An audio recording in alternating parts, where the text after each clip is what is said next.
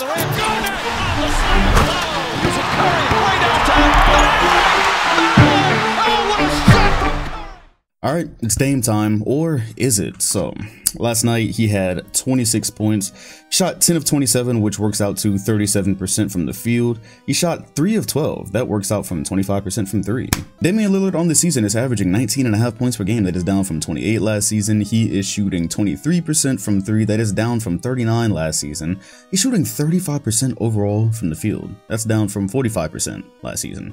It's been 8 games, right? It's been 8 games. We're almost at the 10-game mark, so not long enough to where people can start calling him washed and saying he fell off, but also long enough that you can just say this is flat out strange. See, it's strange because I can think back to certain slumps that happened. I think in the last video where we were talking about Harden, I mentioned the 2016 season, and at the beginning of that season, he was terrible. That's when they signed Ty Lawson. We thought things were going to go great, but Harden also seemed really out of shape at that time, and he played himself into shape, and it all worked out. So there was something that you could point to. Even this season, where you're looking at the fouls for Harden, and like we talked about him also not being quite in shape yet, there's always something, whether it's an injury, there's something you can look at and say that's why he's starting off slow. But for Damian Lillard, this is honestly the strangest slump I think I've ever seen. He hasn't been previously injured.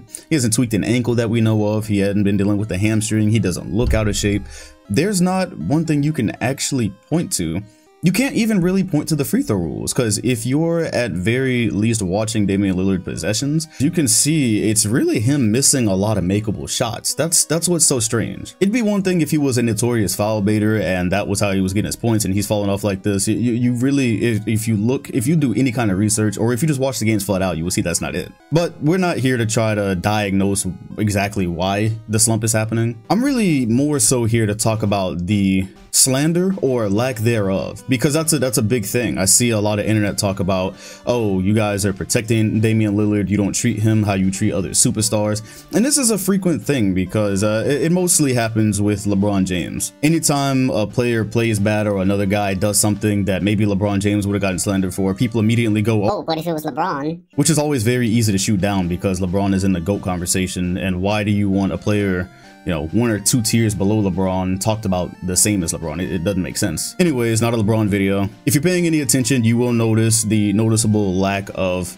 aggression towards Lillard for his play. I mean, and this is a really big drop off. Once again, we're just about to hit 10 games, but bro, -9 points a game and way less efficient. This looks like somebody coming back from an injury. That's what the drop looks like. Look at his stat page. You see 28 points per game, 30, 25, 26, and then it's just randomly 19. Like, whoa. But you don't see all the media talk to go with it. And I'm here to talk about why, because I don't think it's that complicated. First of all, I will say that I think it's weird to go out searching for slander for a player that's not being slandered, because why is it necessary to go so hard in slandering professional athletes anyways? I get like fair criticism or analyzing their game, but flat out looking for, say, Skip Bayless level hate on a player, that's just weird. Who cares if the whole internet is hating on one guy or not? They're still people, but that's a whole nother thing. I think it's pretty simple. A fair or a one-to-one comparison you'll always see is if Lillard has a bad game, they'll be like, oh, talk about him like you would talk about Steph if he was slumping. Earlier this season, you would see that Steph's 4th quarter scoring wasn't going so well.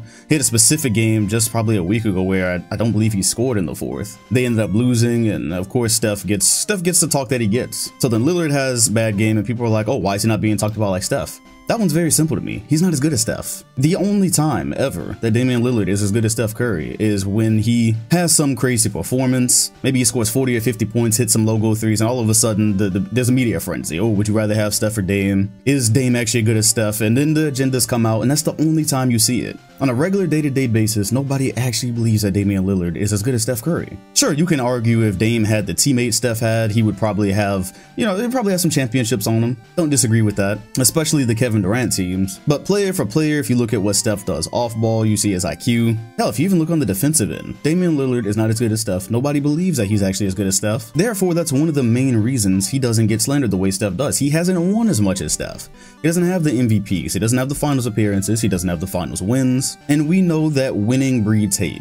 When a player starts to win a lot, the natural opposition comes and you want to see them fall from the top and all that good stuff. Dame has never, what has he been to? The conference finals one time in his career as a Portland Trail Blazer? He's not been to the finals yet. So he's not going to get the same level of slander Steph is, period. You might see a noisy minority out there when Dame has a good game that says, see, he is as good as Steph, but the majority of the internet, the majority of us as basketball fans do not see him on the same level as Steph. Yeah, he's one of the rare logo threats, like Steph shoots from the logo, Dame shoots from the logo. They have that in common, but majority of people don't actually believe that. And you can see it accordingly, because that slander does not have to be forced. People see Steph at a certain level, and so when he plays bad, the slander happens naturally. You don't see people on the internet like, oh, slander Steph. It just happens. It happens naturally because he's up there like that. There's Steph and Dame, however much lower you want to go for Dame, that's where he's at. But it's not just a level, okay? Because then you could say, oh, well, what about Westbrook? As of late, Damian Lillard's been a better point guard than Russell Westbrook, but Russell Westbrook will get way more of the slander that Dame gets. And then that brings me to my second point.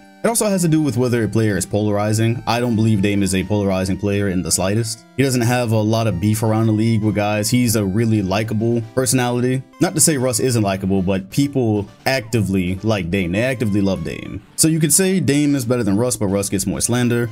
Russ has also won an MVP in his career, and he's also been expected to win a lot more than Lillard because he's been in situations where he probably should have won. He had Kevin Durant for a teammate for a while, then he went to go play with Paul George, went to play with Harden, now he's playing with LeBron James. So Westbrook is constantly in these lightning rod situations where oftentimes a team doesn't end up doing as well as they should, partly because of his play. Partly because of his style as a point guard. That is a lightning rod for slander. It goes straight to him. Compare that to the situations Damian Lillard has been in. He's never expected to really go past the second round. What do we look at Portland and say every year? Oh yeah, that's a... Unless your name is Charles Barkley, you look at Portland and say that team is out in the second round. They haven't made any significant free agent additions. We want Dame to leave Portland. We understand the loyalty and all this, but we would rather he played for a team where he could actually win a championship. Not disrespecting CJ McCollum, but with how this team is constructed, he and CJ are not a championship duo. And therefore, Dame subverts the expectations that a Russ or a Steph will have had throughout their careers. When have you ever expected Dame to win a championship? You haven't. When have you expected the Portland Trail Blazers to be good enough for Dame to win MVP? You haven't. So he avoids the lightning rod that comes to players who have those expectations. That's how you would get more Westbrook slander, amongst other things. That's how you would get more Westbrook slander than Lillard slander for the same type of performances. In short, if you follow the natural line of slander on the internet and how it happens for players, it never has to be forced. People generally don't go after a guy like Lillard because it's not an attractive slander destination. Therefore, nobody actually takes Portland seriously. No one takes his chances of winning seriously. And that's why a lot of us now seeing him at age 31 would rather him be playing with at least one other superstar player, at least. Nobody's saying he has to go join the Kevin Durant Warriors or anything like that. Don't have to join a super team. Just a team with a legitimate chance. And when or if he ever does get a legitimate chance, I think you will see slander that matches the lack of performances like it's happening right now. Say if this was happening but he played for the Miami Heat, however that happened. Alright, all of a sudden now he's getting killed. The Miami Heat are a team with championship aspirations. Going there in the offseason, we would have expected that. He would be on the spotlight more because people would actually care. Who outside of Portland really cares about the Portland Trail Blazers? You care about Damian Lillard, but do you care about the Blazers? You probably don't. After all these years of the same results, you probably don't. So if you're somewhere where people care, like Russ is in LA right now, or Steph is in Golden State, or LeBron in LA, you'll see it matching. But you're simply not going to see it frequently for guys that are in situations where you can already plot it out from the beginning of the season. I'll give you another example you probably haven't even heard of this year. De'Aaron Fox is off to a slow start. He took a significant leap last year for the Kings. He was averaging 25 points a game, another thing you probably will never hear about. This year he's averaging 17, shooting 19% from 3, shooting 38% from the field, but he plays in Sacramento where there are zero expectations. So people are not rushing to their phones to tweet about a lack of De'Aaron Fox. It's not a one-to-one comparison. He's not been as good for as long as Damian Lillard has been good, but he has been trending upward this season. It's like a flat line right now, and right now is probably the first you've heard of De'Aaron Fox slumps. And to slander De'Aaron Fox, you would have to force it because you and the majority of people do not care about Sacramento. So just take that and level it up a bit for Dame in Portland. You might care about Dame, you don't care about Portland, you don't believe in Portland, therefore there's no lightning rod, therefore he's not going to get the slander at Westbrook and Curry does. It's not people protecting him, It is literally just happening naturally. I'm not even protecting Dame right now. I'm just giving you a piece of my mind about why I think you don't see the same talk that people are complaining he should be getting. As far as the actual slump itself, I don't even know, bro. Once again, he is not a habitual foul baiter.